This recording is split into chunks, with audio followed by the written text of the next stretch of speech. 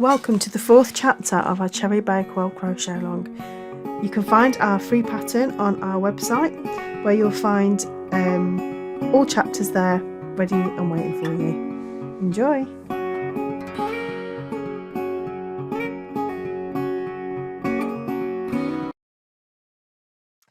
Hi and welcome to chapter 4 of our Cherry Bakewell blanket. I am now working on row 36 and we're working in the back post half treble.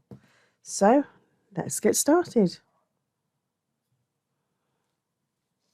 Don't forget as well, you can follow this blog on our website and it has all the written pattern there to back up and complement the videos that we make. So to make a back post, you may have seen this in the other videos, but just in case, here's a little reminder to keep you going. So yarn over, go through the space behind the two posts, take your hook and manoeuvre it so it comes out of the other side and it's on the reverse side of your blanket, leaving this post sitting nice and neatly at the back of your post, at the back of your hook, sorry. Yarn over and just pull through as if you're pulling through that side door. Yarn over and pull through all the way through. Let's take it a little bit closer so you can see. Whoops, my light's just come off.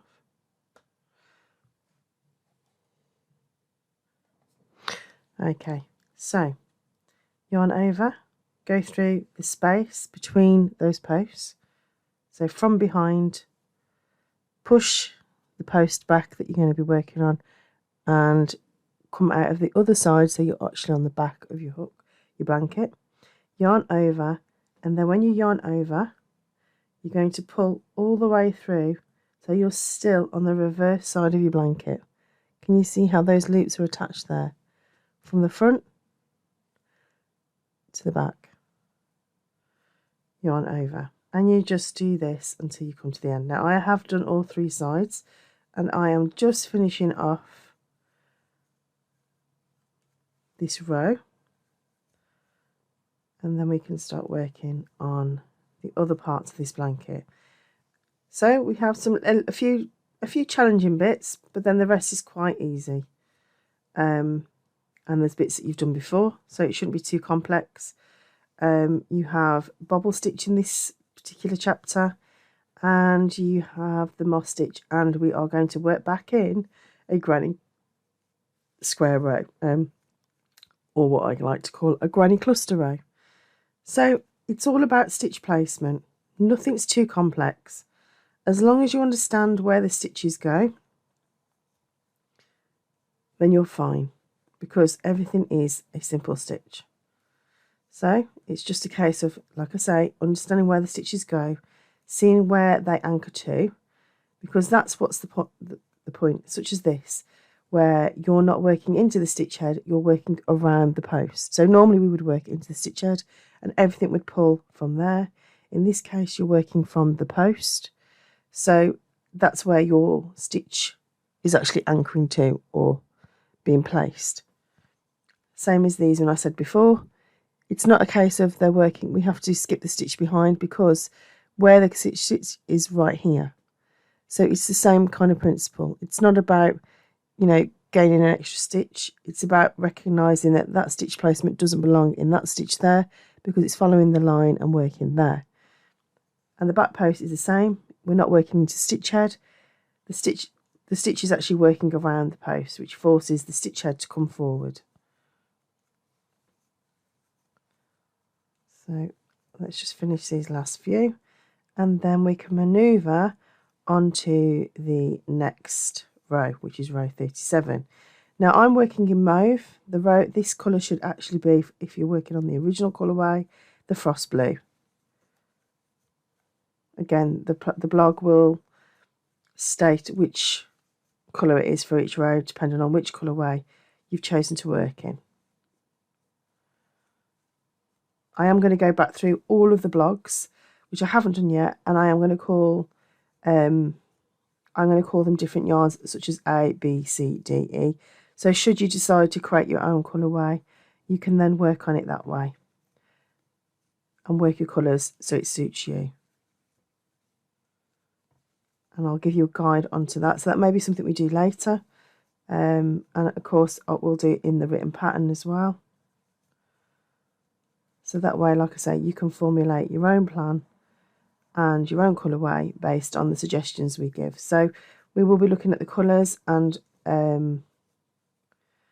such as base colours, complementary colours, accent colours and things like that. So that will help guide you to making your own modifications and to making your own blanket unique to you, which is what we love to see.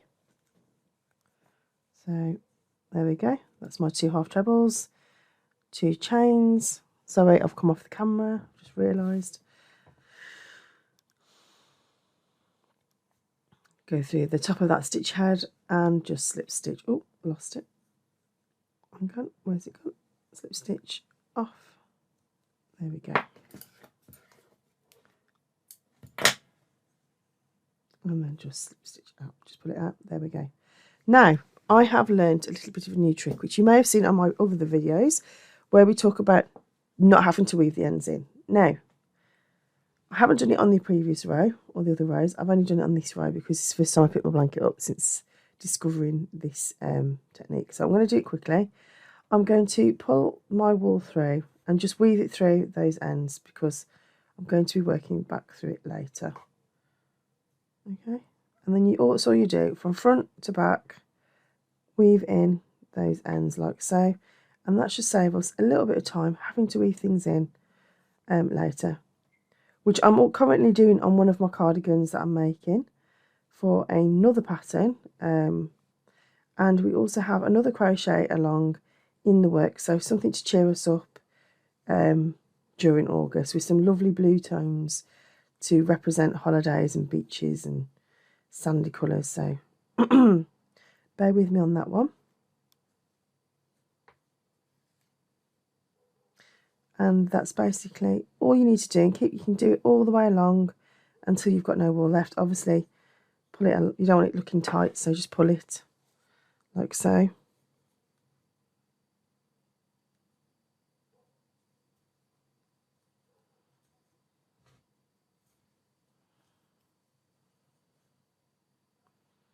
And I hope you're all getting on okay with your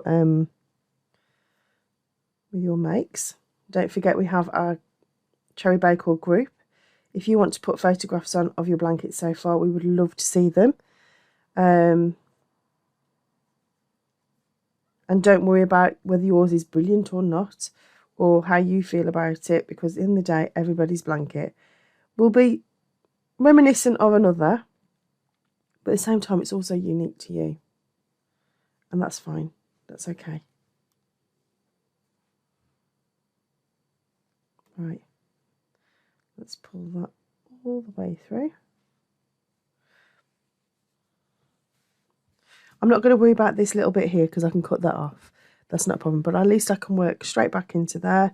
Let me put my spot there so I know where I'm working. That stops me from coming out of frame. This is why I have these little things here, and you'll probably find that in other people's videos too. Okay, so we're going to be working on row 37 now, which is working on our bobble stitch. We're going to be bringing white into this, so there'll be 2 colours being worked into one row. So we're going to work on that, but first of all, what you need to do next, and it says this so in the pattern as well, just be aware you are working into the reverse side of your blanket, okay, which is also known as the wrong side of your blanket. So it should look like this on the back. You can see that it's quite chainy and quite, you know, it's not as detailed as the front. So for us to get these 3D textures, we must work with the wrong side facing towards us. This way, when the stitch closes down, the actual 3D element of our bobble will face in the direction we want it to, which is when we're looking at the right side, that's where it will be. So let's just get the original blanket and we can take a look at what we need to do next. There we go. So we're going to be working the bobbles. We're going to be working 1 bobble with 5 loops, and then we're going to work 5 DC or double crochet or single crochet if you're from America between each bobble. But we are going to be working the same 2 colours in one row, and there is a technique to this if you've never used it. I will show you how to do this, and we will carry that colour all the way through. So we're going to do probably about 4 bobbles together, just so we can get it nice and consistent. I am going to stop this video here, so we can put this one straight into the blog, and then what we will do, we'll do a separate video for the bobbles so that you can rewatch it again and again without having to find it within the video. So I shall see you shortly to do the bobble stitch.